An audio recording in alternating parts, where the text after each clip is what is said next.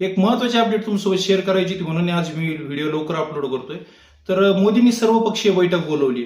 आता जर परवाचं जर त्यांचं जर भाषण ऐकलं असेल त्यामध्ये त्यांनी सांगितलं होतं की आपल्याला कोविड सारखी परिस्थितीसारखा सामना करावा लागू शकतो आणि त्यासाठी आपण एक तयार राहिलं पाहिजे. म्हणजे जनतेला त्यांनी अगोदरच एक आवाहन केलंय की तुम्ही मेंटली प्रिपेअर्ड राहा. आणि यामध्येच आज त्यांनी एक 25 तारखेला सर्वपक्षीय बैठक बोलवली आहे. त्यामध्ये काय निर्णय घेऊ शकतात काय नाही हे आता ते लवकरच कळेल. आणि यानंतर आपल्याला एखादं लॉकडाऊन देखील बघायला मिळू शकतं. कारण एनर्जी क्रायसिस म्हणजे काय, तर आता हे जे इंधनाचा जो तुटवडा आहे त्यामुळे एनर्जी क्रायसिस आपल्याला बघायला मिळू शकतं. त्यामुळे जी लाईट आहे आपल्याकडे जी येते तर ही सुद्धा काही काळासाठी कपात केली जाऊ शकते किंवा जे आपल्याकडे जे लोड शेडिंग आहे ते वाढू शकतं असं मला वाटतं येत्या काळामध्ये.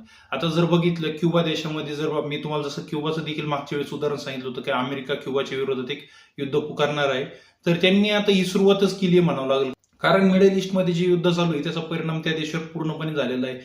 त्यांना जे इंधन भेटायचं आणि त्याच्यामुळे त्यांचे पॉवर प्लॅन्ट जे चालायचे त्यामुळे त्यांची इलेक्ट्रिसिटी सुद्धा चालायची क्युबा देशाची. आता क्युबा देशामध्ये इलेक्ट्रिसिटी पूर्णपणे कट झालेली आहे कित्येक दिवसांपासून.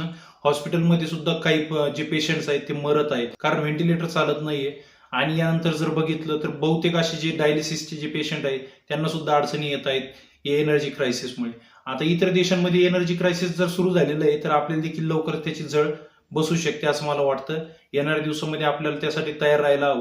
कारण आता जर बघितलं भारतामधल्या बहुतेक अशा ज्या सिटी आहेत त्यामधनं सुद्धा आता बातमी येत आहे की तिथे सुद्धा लोड शेडिंग चालू झालेलं आहे. आता हे लोड शेडिंग किती वाढत जाते किंवा किती दिवस राहते हे बघणं खूप उत्सुकतेचं राहणार आहे. त्यासाठी सगळ्यांनी आता प्रिपेअर्ड राहणं गरजेचं आहे. तर एवढीच होती माझी आजची महत्त्वाची अपडेट. तुम्हाला काय वाटतंय व्हिडिओच्या बाबतीत तुम्हाला कमेंट बॉक्समध्ये कमेंट करून कळवा.